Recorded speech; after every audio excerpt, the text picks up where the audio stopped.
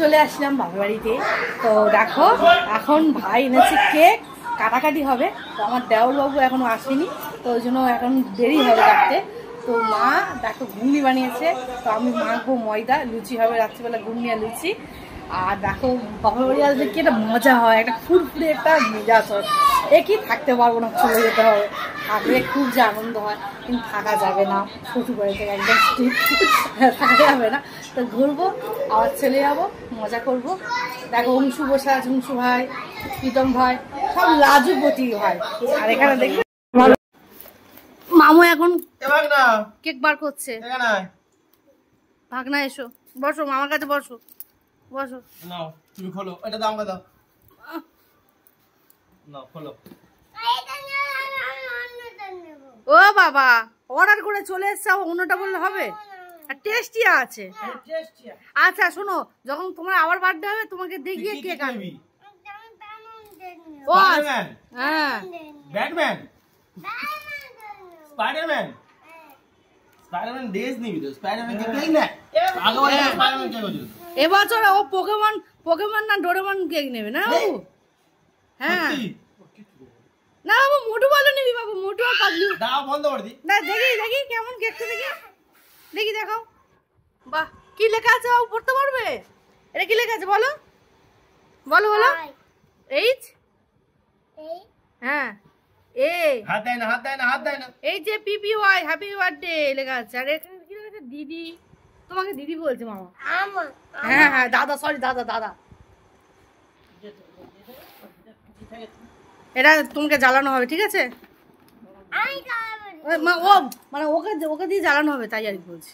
খুব ভালো ছিল, ও গুড বয় একদম। তো দেখতেই পেলে আমার ছেলে কি রাগ করছিল, মানে কেকটা দেখে। মানে ওর এই কেক পছন্দ হয়নি, এইটাই কারণ ওর বড় বড় কেক পছন্দ। তো আমরা প্রত্যেকবারই যখনই কারো জন্মদিন হয় তখন আমরা ঠিক করি যে আলাদা আলাদা কেক দেবো, আমরাও তো খেতে পারবো না। তো ওই জন্য করে আমরা আলাদা আলাদা কেক নিয়ে আসা হয়। তো এখানে দেখতে পাচ্ছ আমার ছেলে কত রকমের মুখের আটঘাট করছে। আর এখানে আমি এখন মানে বলছিলাম সবাই কত পোজ দেয় না কেক নিয়ে, এটা ওটা ওটা ভাবে। তো ভাইকে বলছিলাম তুই একটু ফটো তুলে দে। আর আরেকটা প্রীতম ভাই আছে, তার হাতে ফোনটা দিয়ে বলেছিলাম তুই একটু ভিডিওটা করে দে। তো এখন বড়মশাইয়ের সঙ্গে একটু ভাবলাম ফটো তুলবো। তো ফটো তোলা তো যা তা ব্যাপার, সে মুখে কত রকম আটঘাট করছে, ফটো তোলা হয়নি ভালোভাবে।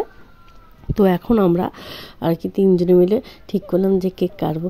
মানে বিয়ের আগে হতো কি বাবা মার সঙ্গে কেক কাটা, তারপরে হলো কি যখন ও আমার জীবনে এলো ওর সঙ্গে কেক কাটা। এখন হচ্ছে কি আমার ছেলে আগে, ছেলে আমি আরও কেক কাটি।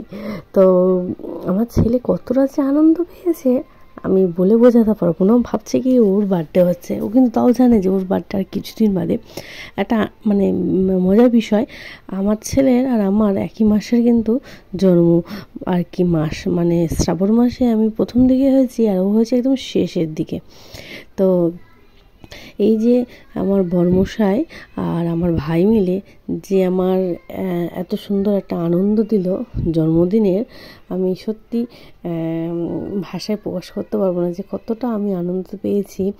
যখন আগের দিন বড়মশাই আমাকে গিফট দিল, মানে কেক আর কি গিফট করলো, তো খুব আনন্দ পেয়েছি। আর ভাই এটা সাডেন প্ল্যান করেছিল, ওই জন্য করে ভীষণ আনন্দ পেয়েছি। এই ছোটো ছোটো জিনিসগুলো কিন্তু আমি ভীষণ মজা পাই, আনন্দ পাই। আর এখানে দেখো মার সঙ্গে একটুখানি ফটো পোজ দিচ্ছিলাম, সবাইকে কেক নিয়ে নিয়ে খাই দিচ্ছিলাম।